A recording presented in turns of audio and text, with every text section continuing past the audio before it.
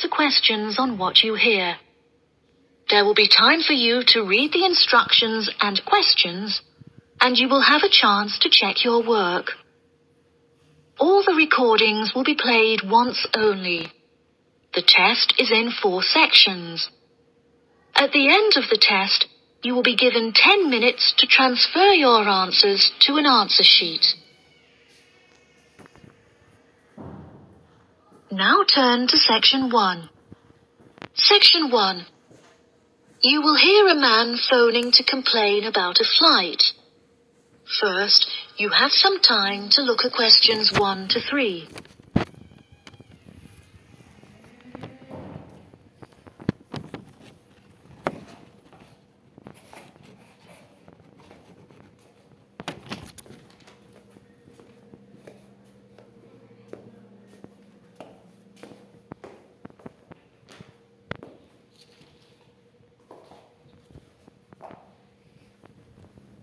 You will see that there is an example that has been done for you.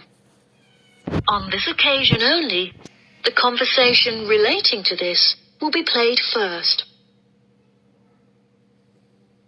Hello, you have reached the complaints department. How can I help you? Yes, hello there. I am phoning to make a complaint regarding a flight that I took with you recently. Okay. There are some details I will need to take from you first. May I have your name, please? Jack Dawson. That's D-A-W-S-O-N. The name of the man is Jack Dawson, so Dawson has been written in the space. Now we shall begin. You should answer the questions as you listen, because you will not hear the recording a second time. Listen carefully and answer questions 1 to 3. Hello, you have reached the complaints department. How can I help you? Yes, hello there. I am phoning to make a complaint regarding a flight that I took with you recently. Okay. There are some details I will need to take from you first. May I have your name, please? Jack Dawson. That's D-A-W-S-O-N. And your address? It's 33 Hillcrest Road. That's Hillcrest. 33 Hillcrest Road. Is that in Exeter? Yes. And what is the postcode of the residence? It's AL698GQ. Thank you. Do you have a telephone number? Yes, the number at my office is 754688. That's good. And may I just take a home phone number for you in case of emergencies? No problem. It's 798662. Are they both local numbers? Yes. Before you hear the rest of the conversation, you have some time to look at questions 4 to 10.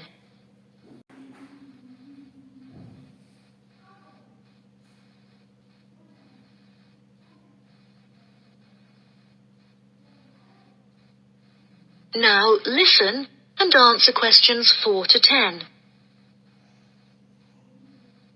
Okay, great. Thank you for your patience. Now, what is the nature of your complaint? I'm phoning to complain about a flight I took recently.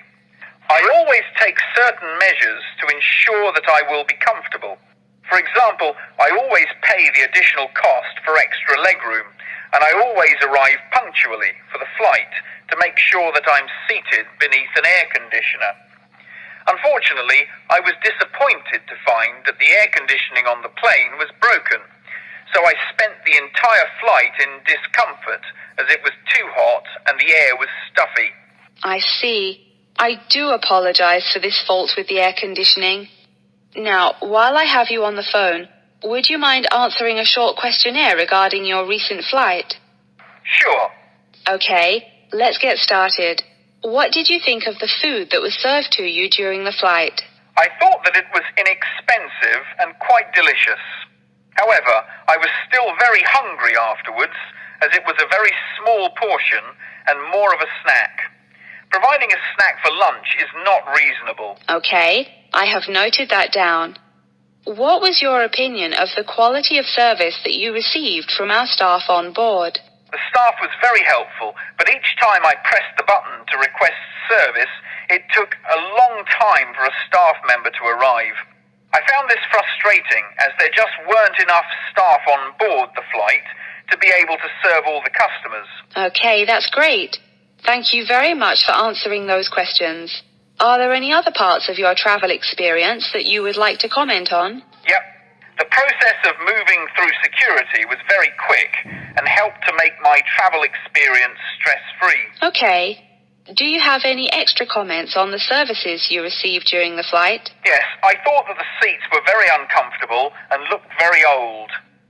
They were also in need of repair, as the recline feature on my chair was broken, so I could not go to sleep for the whole flight. Luckily, the entertainment facilities were very good, so I was able to distract myself by watching movies. Thank you so much for taking the time to answer all of my questions. We would like to offer you some gifts as a goodwill gesture, with a 20% discount on the cost of your hotel stay. We also appreciate that international calls to your home country can be expensive, and we are sure that you would like to keep your family updated on your travels. So please accept a phone card, which has a credit of £20. Oh, that's really great. Thank you so much for the gifts. No problem. We look forward to having you travel with us again soon. Have a fantastic vacation. Thanks. Bye. That is the end of section 1. You now have half a minute to check your answers.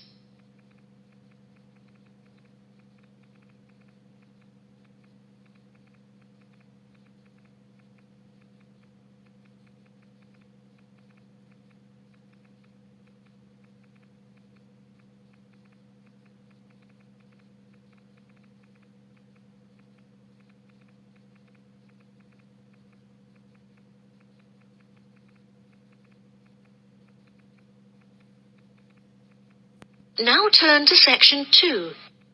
Section 2. You will hear part of a talk given by a member of staff at a car rental company. First, you have some time to look at questions 11 to 16.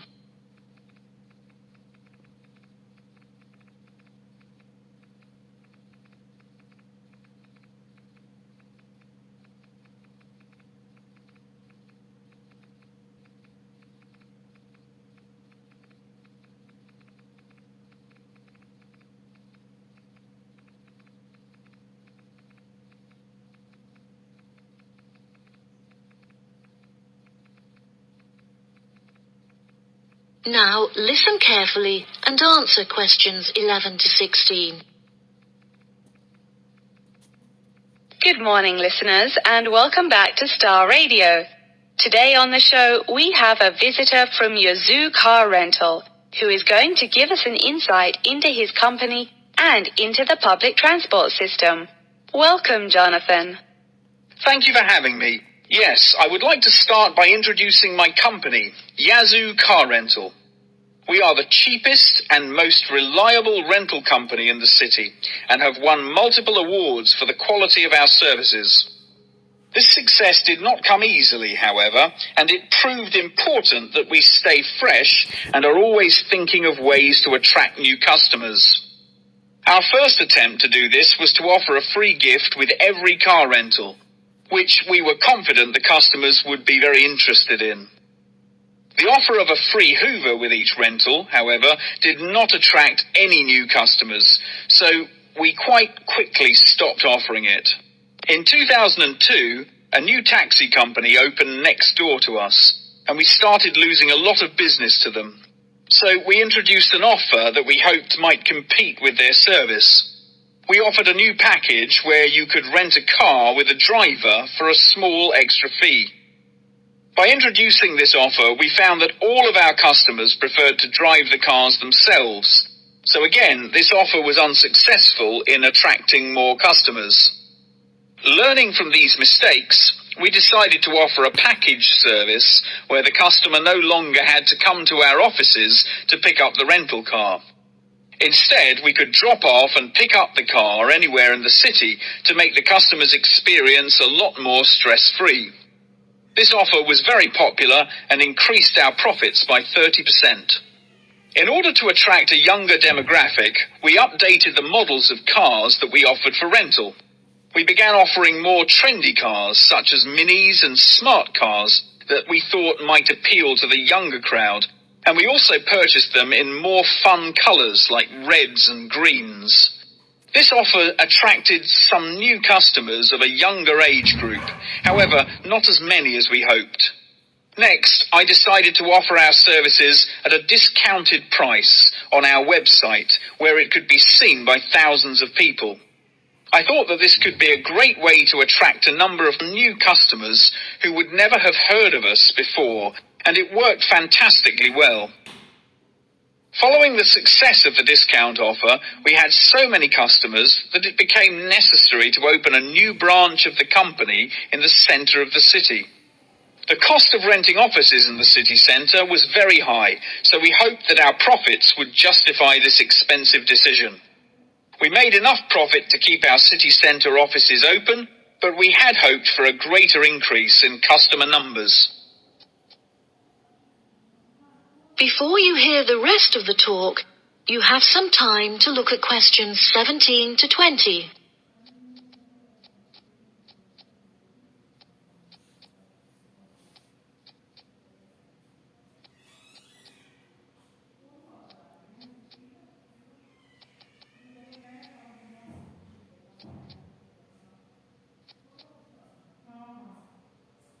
Now listen and answer questions 17 to 20.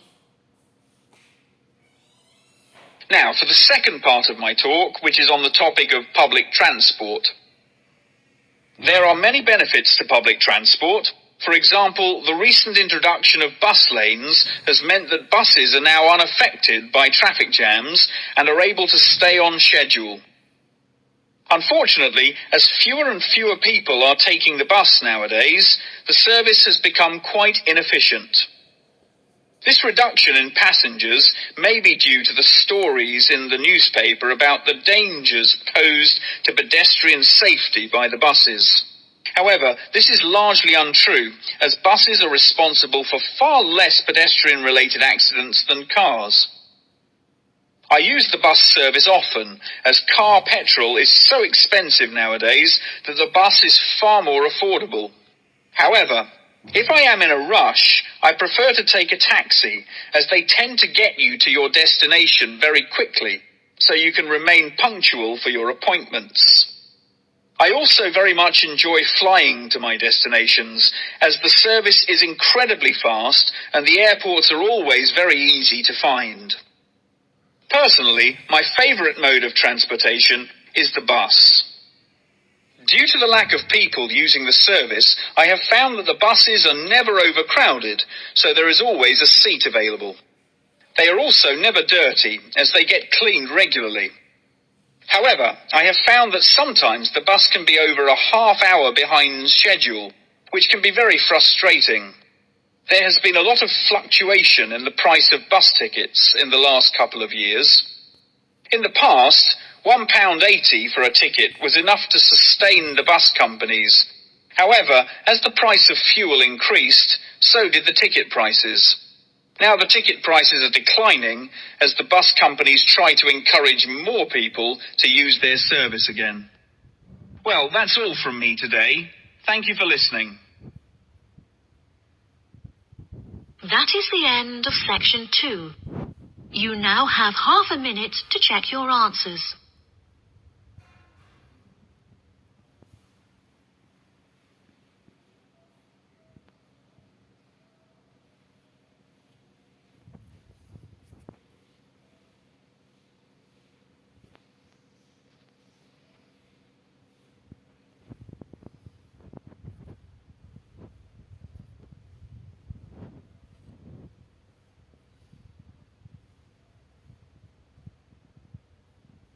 Now turn to section 3.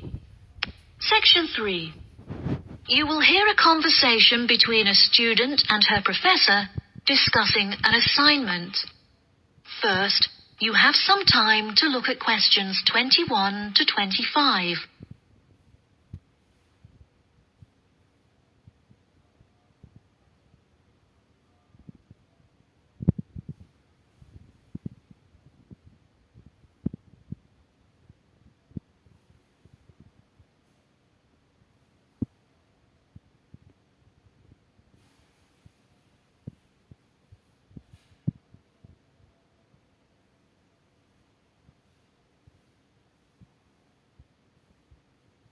Now listen carefully and answer questions 21 to 25. Excuse me, Dr. Thompson. May I speak to you for a minute? Of course. Please come in. I'm Alexandra Jones. I'm studying business here at the university, and for my assignment I have to carry out a survey of people who own their own organizations. I heard that you are the founder of your own company, and I was wondering if I could ask you some questions about it. Yes, of course. Please fire away.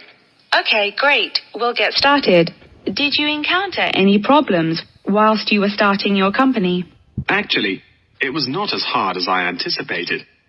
I started out with very clear objectives, so I knew exactly what I wanted my corporate identity to be.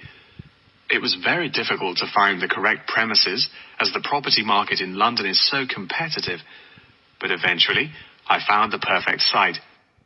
The hardest part was structuring the business, as I had no formal template, so I had to create it myself. Yes, that is very impressive. Was it difficult dealing with staff? It's always tricky trying to satisfy a group of people with varying interests. However, I didn't encounter many problems. I found it very important to make the staff feel appreciated. So I hosted a staff day where we could all introduce ourselves and get to know each other as individuals. I was also able to talk to them about the type of work that they would be doing and gave them the opportunity to share with me the issues they had with the allocation of the work. Okay. Did you hire a management team, or did you take on the role of the manager? Oh no, I already had enough tasks to take care of. I employed someone else to take on the role of the manager. However, he never consulted me before making decisions, so I was forced to let him go and hire someone else. And what did the other staff think of the new manager? They had a great deal of respect for him. It definitely helped that I consulted with them before hiring him. They were surprised that he has been so successful in his role at the company, despite the longer meeting hours. Since the company opened, has it had any great achievements? There are many aspects of the company that I am pleased with. However, there is one achievement of which I am particularly proud. I wanted a mural painted to brighten up our entrance area, so I decided it would be a great idea to invite the local primary school to create one for us. The youngsters had a great time, and I know they were thrilled to be included. Oh, that's lovely. Before you hear the rest of the conversation, you have some time to look at questions 26 to 30.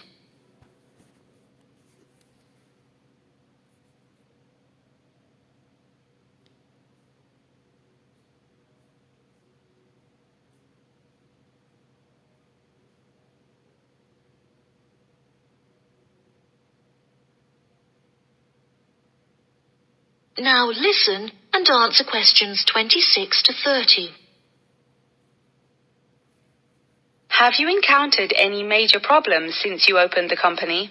Yes, we are always encountering issues with employment because it is very hard to find people who are qualified for the roles that we are offering.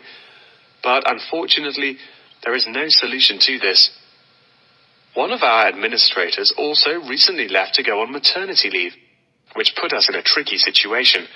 However, we have managed to find a temporary replacement for her.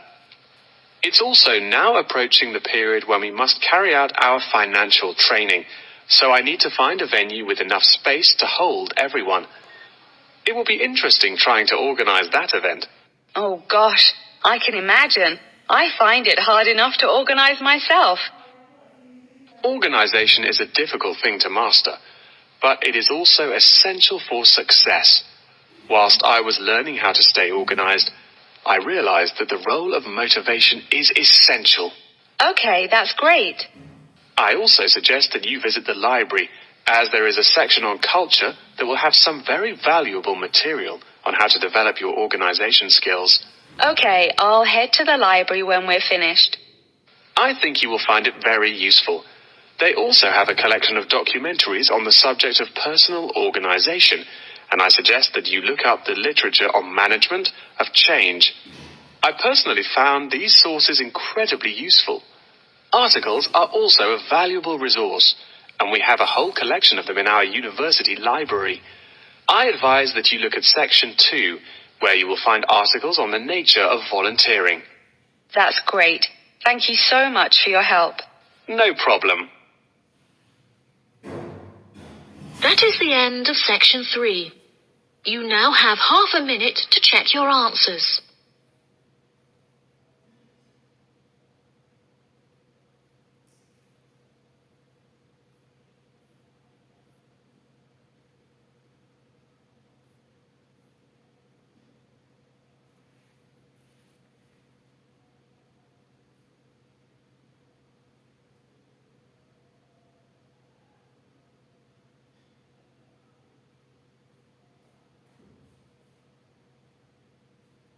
Now turn to Section 4.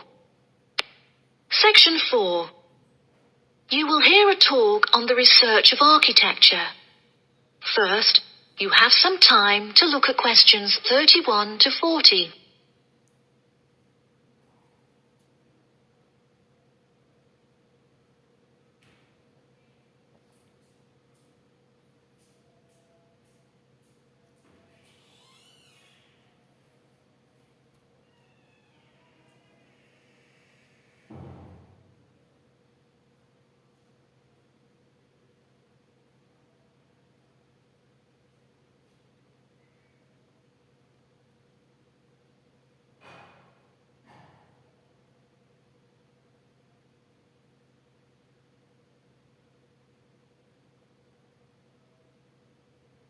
Now listen carefully and answer questions 31 to 40. Welcome, class, to your very first lecture in this series on architecture, conducted by myself, Dr. Torben Dahl. Today we will be looking into the relationship between climate and architecture, where I will be giving you a critical overview of the main climate influences that shape the design of buildings. Throughout this lecture series, we will be looking at the latest research into climatic design carried out by experts in the field, in addition to case studies and examples drawn from modernist practice, both in cities and rural areas. Now, acid rain is one of the climatic elements with the most devastating effects on our architecture. The chemicals in acid rain can cause paint to peel, corrosion of steel structures such as bridges, and erosion of stone statues. Since the 1970s, our government has been making great effort to reduce the release of these chemicals into the atmosphere, with positive results. Private organizations have also been raising awareness and funds, and recently received a huge donation from the bank. It is interesting to look at the studies that have been carried out into the effects of acid rain at varying altitudes. Research has shown that there are lower levels of acid in the damaging pollutants at higher altitudes, meaning that skyscrapers are much less vulnerable to the negative effects as they are exposed to acid rain with far lower levels of damaging pollutants. Recently, the ALTA project was founded to carry out further research into acid rain. This project is directed towards studying the effects of acid rain on old, traditional buildings of stone construction that are vulnerable to damage caused by acid rain. Masonry is particularly vulnerable as it is easily corroded and weakened by the acidic chemicals. It is imperative that we protect these buildings, as they are valuable examples of our history and culture.